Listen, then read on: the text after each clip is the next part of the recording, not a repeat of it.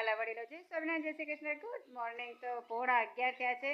આજે blog late ચાલુ થયો છે કારણ કે સવારે ઉઠી છું જ મોડી, કારણ કે સૂતી છું જ મોડી.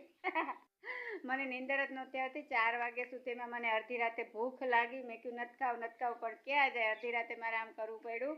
ઉઠીને ખાવું પડ્યું. વેફર પડી હતી ખાઈ લીધી, પાણી પીધું, પછી ઊંઘ આવી. 4 વાગ્યા પછી સૂતી.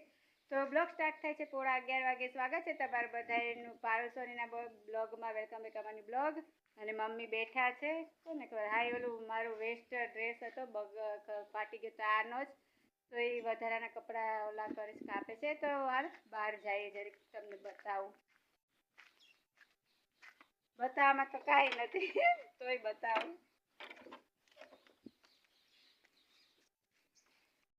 તમને બતાવવાનું તો એ છે કે પોદળો બહુ મસ્ત છે. મને એટલો ગમે છે આ પોદળો, બહુ જ ગમે છે. કેવો મસ્ત, પણ આજે બુધવાર છે ને એટલે નથી લેવો છે ને.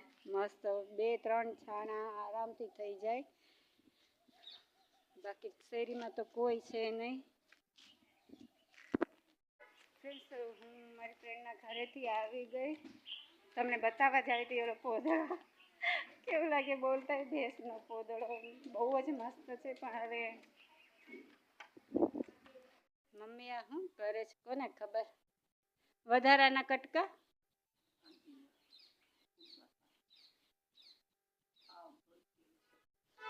હળી ગયું છે કાપડ હાવ.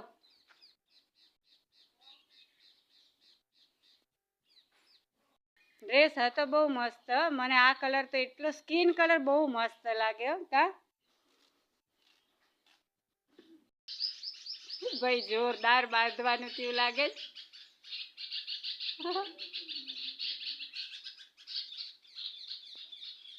ચકલાઓને બાંધવાનું થયું.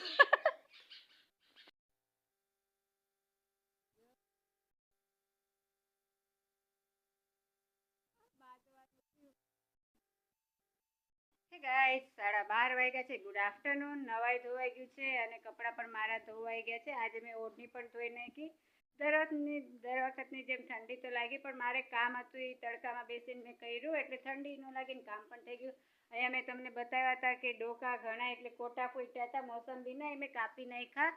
મોટા થયા પછી કાંટા વાગે. અહીંયા તગારું ભરાઈ ગયું છે. તો બસ અમારું કામ થઈ ગયું છે. હવે જમવાનું તૈયાર થઈ ગયું. ચાલો બધા જમવા. મારા મમ્મી તો જમવા બેસી ગયા છે. એની કડક કડક રોટલી, ખીચડી, ભાજી. આમાં ભાજી તો ચાલો બધા જમવા. અને હું પણ જમવા બેસી ગઈ છું. ખીચડી છે, ભાજી છે, રોટલી છે અને મમ્મી છાશ દે છે. વાસણ ઉટકાઈ ગયા છે. 3:15 વાગ્યા છે અને ચા પાણી પણ થઈ ગયા છે. ચાલો બધા ચા પીવા.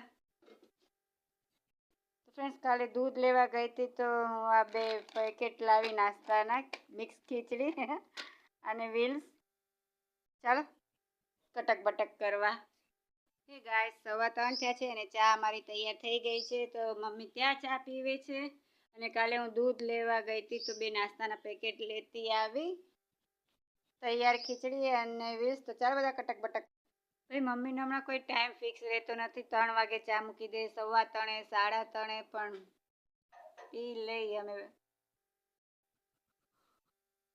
હવે શું કરશે મારા મમ્મી કંઈ ખબર નથી હો મને. 4:15 થયા છે. મમ્મી જોવા ગઈશ કે કોણ આવ્યું. કચરાવાળા તો નથી આવ્યા ને. કચરાવાળા જ છે. તો અહીંયા તો આપણે તૈયાર જ રાખ્યો છે. હે ગાઈસ, 6 વાગ્યા છે. Good evening. તો હું ગઈ હતી દળાવીને જસ્ટ આવી છું. ઘઉં દળાવો તો મારી ફ્રેન્ડને બાજરો દળાવો હતો અને એને શાક પણ લેવું હતું, પણ દળીને સીધું હું લઈને આવી એટલે હાથ મારો એકદમ લાલ ચોળ એકદમ થઈ ગયો. બળે છે કેટલું, બહુ બળે છે. ડબ્બો જ લઈ ગઈ હતી. 5 કિલો દળાવાઈ ગયો. તો બસ હવે જાઉં છું ટેરેસ ઉપર. ચાલો આવવું હોય તો ચાલો ફ્રેન્ડ્સ, તમને પણ લઈ જાઉં ટેરેસ ઉપર. હું મજા કરું અને તમને ન કરાવું, એવું બને જ નહીં. તો આપણે બધાય મજા કરીએ. ગાઈસ, તો આવી ગઈ છું ટેરેસ પર. બસ થોડીક વખત બેસીશ. મને અહીંયા બહુ જ ગમે, આમ શાંતિ મળે એટલે થોડીક વાર બેસીએ ને પછી ઘરે જઈએ.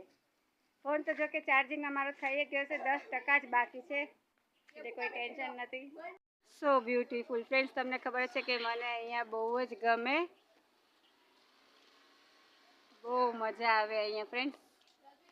અને જો તમને આવું ડેલી ન ગમતું હોય તો પ્લીઝ મને કમેન્ટ કરજો, તો હું નહીં બતાવું. અને જો ગમતું હોય તો પણ શેર કરી શકો છો તમે. તો ભાઈ કેટલી મજા જાય છે.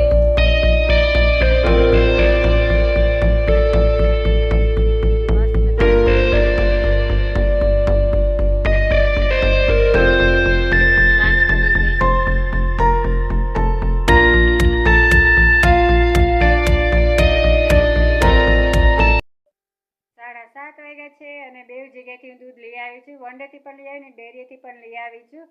તો બસ જમાને હવે થોડીક જ વાર છે. સેવનું શાક ને ભાખરી ચાલો બધા જમવા. આજનો મારો બ્લોગ અહીંયા પૂરો કરું છું. કાલે પાછા મળશું નવી શરૂઆત સાથે. ત્યાં સુધી બધાને જય સ્વામિનારાયણ. By, good night.